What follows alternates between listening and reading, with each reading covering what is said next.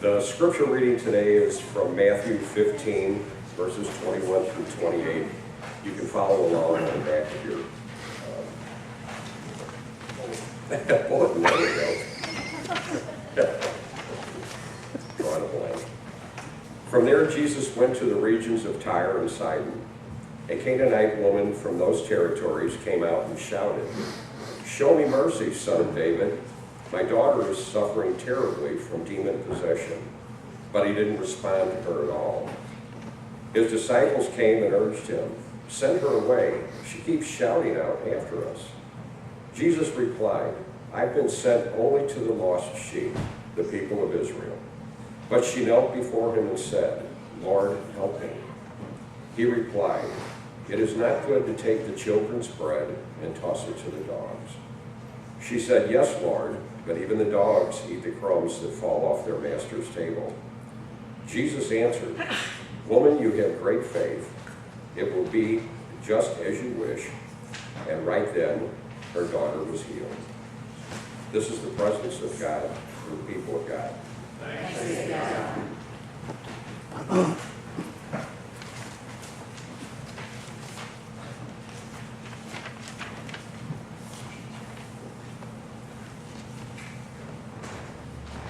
Let's bow our heads in prayer. Lord, I ask for your wisdom and your grace in these words. Make them yours, not mine. Your hearts are gathered here. These are your children, just us. Bless us, we pray, in this moment. In your Son's name. Amen.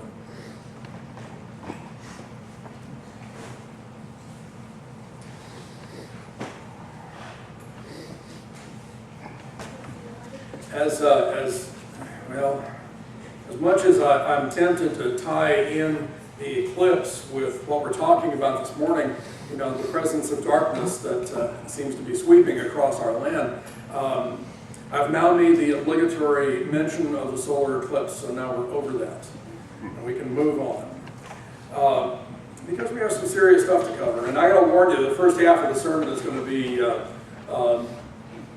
not uplifting, just truth in advertising. Because quite frankly, we've seen some pretty uncomfortable things. And I'm reminded that after looking at what's happened in the news over the last couple of weeks or so, are we still struggling with racism in the 21st century? Are we still struggling with this? Does the Klan still exist? Does it still gain traction? Do the theologies of hate, I can't even call it a theology, does that still hold sway? We still struggle with racism here in the United States and in the world. The Klan, the neo-Nazis seem emboldened. Charlottesville still is burned into our souls. Add to that, there's continued tension between police and people of color, growing polarization in all segments of society. It seems that it is so comfortable and almost now becoming more frequently our default assumption that someone who is different is bad. Really?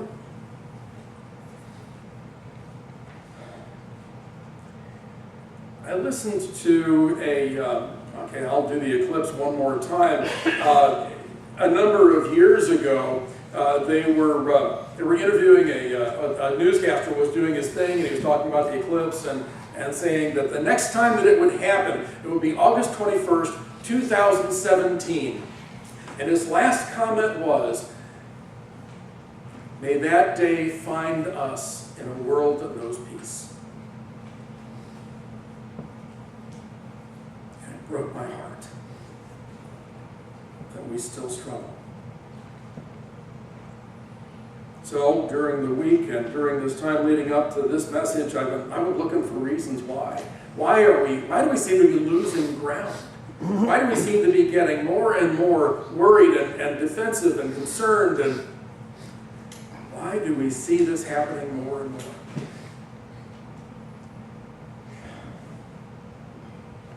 This is not a 2016, 2017 kind of thing. This actually has roots that go back quite some time.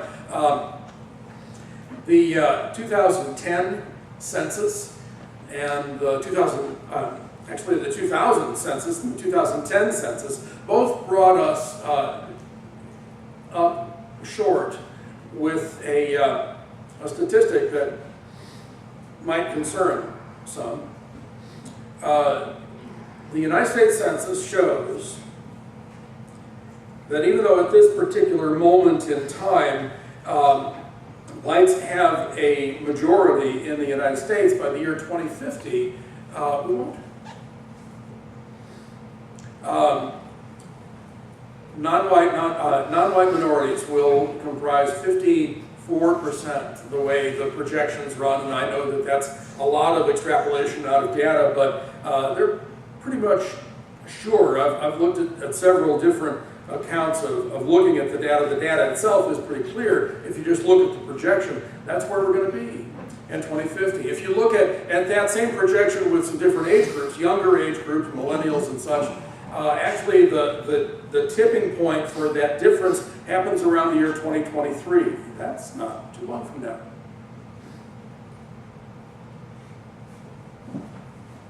Psychologists Jennifer Richardson and Maureen Craig issued a report in 2011, a number of years ago, and said that their projection was that white folk would quite possibly respond or react to these statistics and this information badly,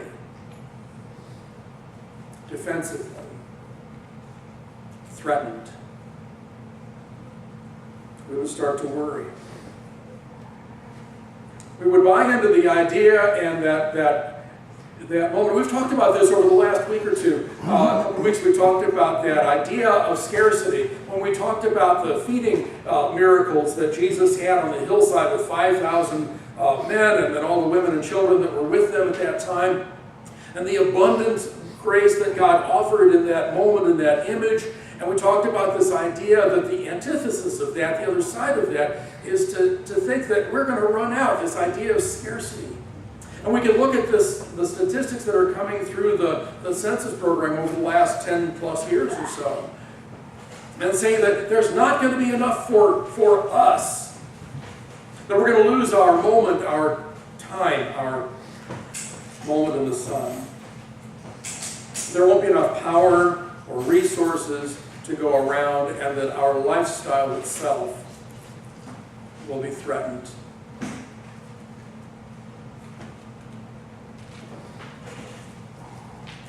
So, last week, white nationalists, members of the Ku Klux Klan, and neo-Nazis came together to prove these two psychologists absolutely correct.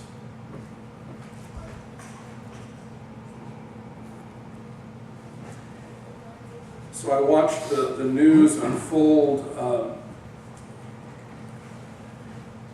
One of the chants that I heard, one of the things that the crowd was yelling at one particular time, bore that fear out like nothing else. You will not replace us.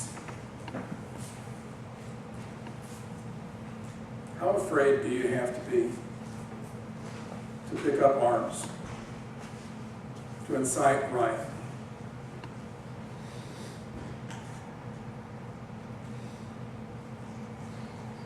Can you hear the fear? Are the psychologists right? Now I'm looking around this particular room and there's not a person of color here. So I'm talking to us. Are we that afraid? Are we willing to adopt the hatred that we fought so long ago, not so long ago, just literally just a few decades ago in World War II? Are we willing to adopt that idea, that moment of scarcity, that fear that drove that ideology. And if you ever worry, if you ever think that, well, it's not the same, it's something else. No, it's not. It's one of the chants that I heard loud and clear as I'm watching the video of that day, those several days unfold. You know what one of the chants was that was going through the very organized march as it's coming through? Blood and soil. Who's old enough to know where that comes from?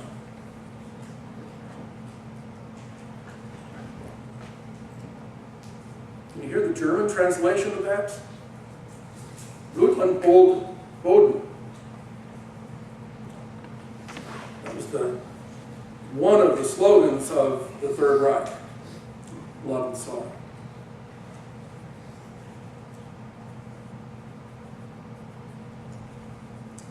It was the inciting to riot that led to the death at the hands of a deranged young man.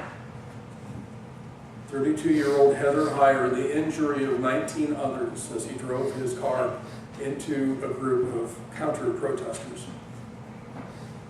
You don't do that if you see those people as human beings. It's what the Third Reich did with the Jews and homosexuals and others that they found undesirable. I gotta tell you guys, my last few days has been immersed in reading history and accounts of how these people dehumanized the Jews and other minorities so they wouldn't have to worry about the atrocities that they were doing. They were inconvenience. They were, in fact, in the eyes of the Third Reich, a light. You see, we hate what we fear. And we justify that fear by stripping the humanity by those that we consider our other. I watched a lot of video over the last week or so, but the one that caught me the most, along with that scene of the car plowing into the crowd, was another scene. It's a little Jewish woman, and I won't be able to give you any idea of what her age is. Her name is Sonia Kay. She didn't give her last name because she was afraid. And I think she's justified. Because on her arm was her tattoo from the camps. See, she was a Holocaust survivor. And she watched this unfold on the national news, and she said, oh no, not again. Over everything else that we have heard over the last few weeks, can we hear the voice of an elderly Hebrew woman when she says, oh no, not again. See, fear has driven genocide over time. The Nazis had a term for those people that they considered their enemies, especially the Jews and the gays and the gypsies were another group that they spoke out against. Untermenschen, subhuman. See, once you have identified those groups, that person, this individual, as someone less than human, you can do absolutely anything to them.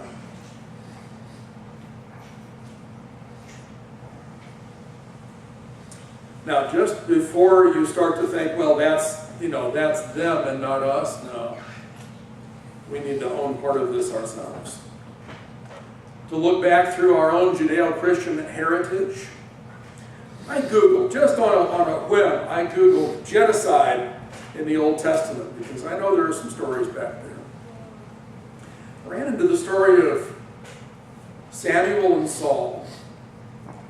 1 Samuel, 15th chapter, starting around the second verse or so. Samuel speaking in his heart for the voice of God, says to Saul that he and his forces are to go into the land of the Amalekites and slaughter everyone, every man, every woman, every child. And not stop there. Every cow, every goat, every animal, leave nothing alive. Saul got in trouble for this, by the way. See, some of his warriors decided that they were going to save some of the animals for sacrifice in the temple later on. Sure.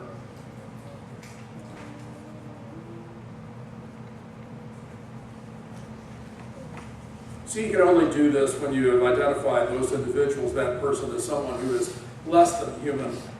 Luther mentioned.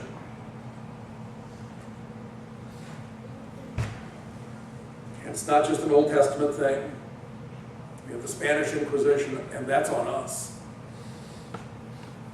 These are people that had the image and the voice and the gospel of Jesus Christ, who told us to love our neighbor and did horrible things. Fast forward to World War II, and now Charlottesville.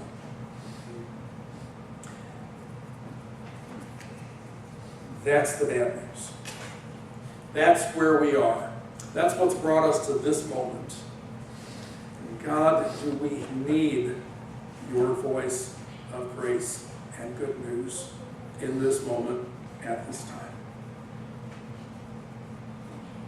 The Revised Common Lectionary was pulled together and written decades ago, a long time before this particular moment, but I am so glad that we have this scripture right now, today, because this is the moment, this is the message that we need on this particular day. You see, instead of that narrative of hate and fear and judgment, Jesus and his disciples are walking along this foreign road in a strange town, and they run across a woman. And Jesus walks us through a revelation.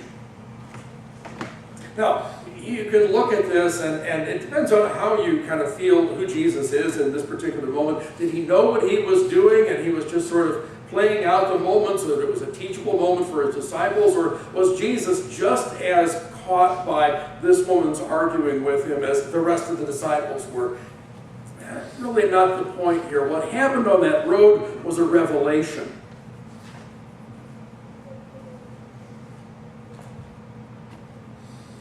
This woman and her daughter were not a part of the ministry's target population as it came to that moment in time. And Jesus was very clear.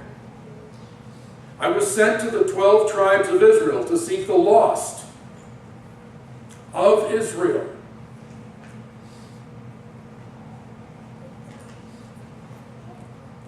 Was he playing along? I don't know. I wasn't there. I'd hate to think that Jesus was just as racist as everyone else at that time. And yet, he calls her a dog. Luther mentioned subhuman. Take a look at where this story happens. In the Gospel of Matthew. It hasn't been just a few verses, a few lines of text before we had that miraculous feeding of the 5,000 and that image of God's amazing and abundant grace. And I guarantee you that all 5,000 of those people on that hillside and all of the women and children, scattered around with them, I doubt that each and every one of them was a good observant Jew. Probably a couple of Gentiles floated through there. And Jesus fed them all. In the verses, and just past this moment, after this, we'll probably get to this in another week or so, we talk about the next miraculous feeding moment, the feeding of the 4,000. It's the exact same message, the exact same moment. God's abundant grace that reaches out to us, all of us. And in between there, we have this moment, this story, and some others, where Jesus seems to be thinking that the traditions that you have been told that have isolated you and kept you apart, dietary cleanliness, healing moments, Those things that have set you apart as the Jewish people are not what's important. God's love is important. And we have this moment here, this story, that brings that point home. This woman's argument causes the men to see her as human. And she's not even asking for that. She's saying, just treat me as well as you treat your dog. And in that moment, the boys see her. She's not a threat. She's not an enemy. She's a child of God. And she deserves a place at the table.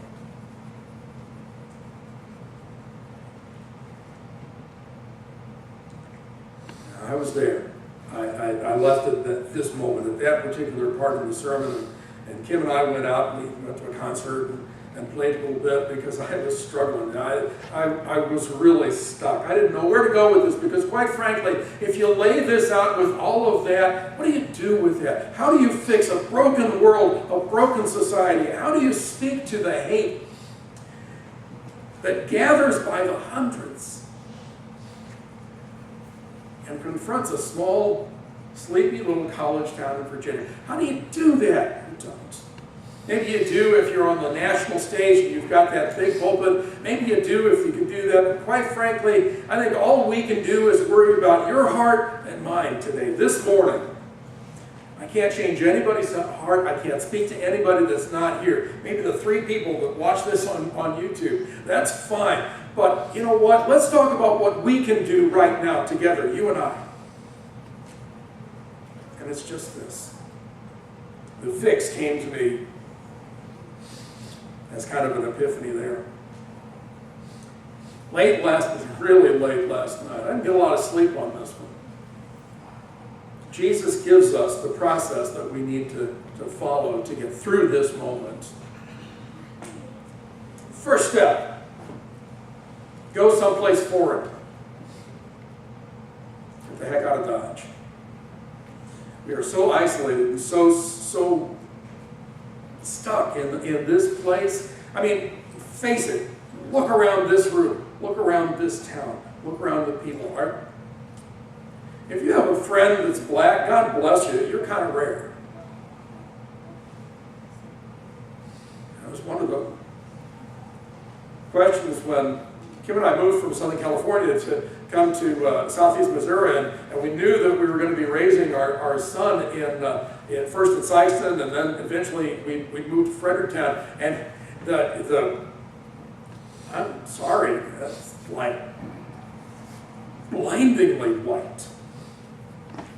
So the first step that Jesus does is he gets out of town, gets out from where he's comfortable, gets out from his regular area, and hits the road and goes to a foreign place. Okay, that's step 1. Step 2 that Jesus offers in this particular story is meet the locals and then argue with them.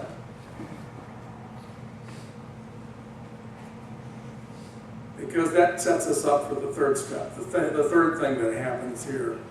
Allow your heart to see them, to really see them.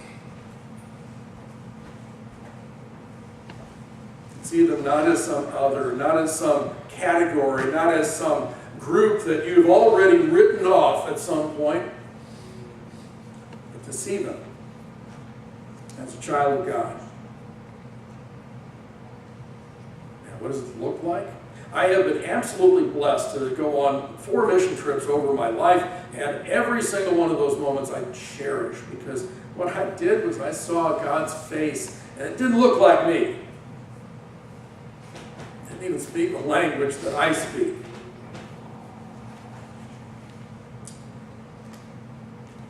One trip to Costa Rica, and I learned what endurance looks like. We visited the local dump in town.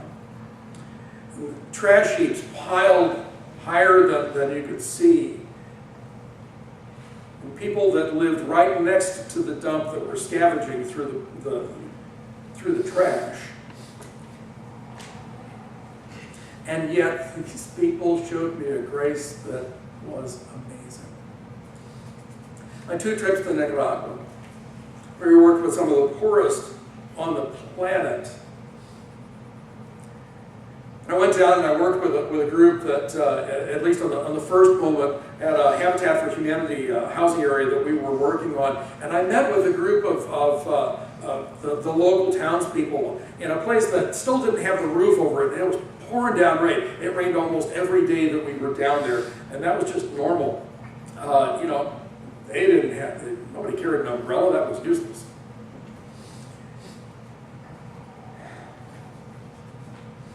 And I learned what faith looked like as we stood in that roofless home in that place that was still under construction, and we prayed that God's blessing would be on it and the people that would live there. And it didn't matter if it was raining cats and dogs on our heads. Faith won. Faith was there. I saw God's presence in that other. Last mission trip I went on was to Oklahoma, to the Seminole Nation in Oklahoma, and I learned what real hospitality looks like. I mean, y'all are good, but so are they. In ways that I never expected. They opened their homes, they opened their lives. I was going to bring this over, and I kind of regret that I didn't bring it over, but it's this long woven yarn piece that goes as a shawl or something, but big yarn thing, a couple of yards long. I think Chase gave as a gift because we had come to help them out and to be part of their lives. And quite frankly, every time I go on a mission trip, I gain more than anything I ever give, because I see God's face in brand new ways. Now, if you have a mission opportunity, God bless you, go for it. But quite frankly, a lot of us don't have those moments, those times, those resources to do. I was really fortunate. I had a couple of churches that helped me out with the process, and that was awesome. But if you can't get out, here's another alternative, another option. John Wesley said that reading Christians are growing Christians. When Christians cease to read, they cease to grow. Read a book. I know that may be foreign to some people, but read a book. Anne Morgan, who's an author, was looking at her library, her bookshelf, and she said, "There's a big gap in my bookshelf, because all the books that I have talk about people basically like me. It's all in English. They're all people about stories about England and the North America area. This is stuff that I know. I need to find out something about the people that I don't know." And what she did was she took a vow that in 2012 she would read a book that was authored by an author in every country that was recognized by the United Nations. A couple of hundred books. She figured she had to read about 4 books a week to get through all of that. But you know what she found? She found the children of God with flesh and blood and bone. She listened to their stories. And not all of them were inspirational things. Some of them were just trashy little novels, and some of it was just normal stuff. But she listened to the heart of the people in those areas, and at that point, no more anonymous others. You know what happens when you read a book? Suddenly you know those people. You're involved in their lives. It is not surprising that every repressive regime on the planet, one of the first things that they do, they burn the books. And nowadays they shut down the internet. Sure, there are some scary people in dangerous places. But for too long, we have allowed them to define whole cultures. If I haven't offended you already, here we go. Because quite frankly, if we allow ourselves to look at the people that we see on the news And with that very minuscule sample, extrapolate that to everybody in that culture. Quite frankly, that's just lazy. And if you're not offended by that, try this word. It's cowardice.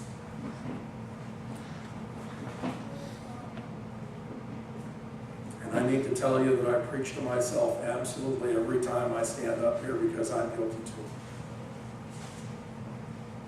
It's far too easy, safe, to assume the worst, to assume the threat, to assume that that person has ill intent for me in their heart, when in fact, I'm not even on their radar. We need to see past the angry, shouting man to get to see what we might just possibly have in common with the mom who loves her child, like the story that Jesus gives us today. To see past that angry man, to see the old man seeking God's face in his last few days. To see the girl seeking an education. To see the dad just trying to make a living for his family. To see them like Jesus did, as children of God, fearful and broken and in need of healing. It begins when we see them, and see the image of God that we are all created in. And you know what else? It begins when they see that same image in you. Let's bow our heads. Lord, this frightens me. This scares me. Because I've been taught for so long not to trust. I've been taught so long to stay safe. Lord, give us the strength to risk in your name, in your love. For you have not given us a spirit of fear, a spirit of joy, and confidence, and grace. Open our eyes that we may see you. In your Son's name we pray.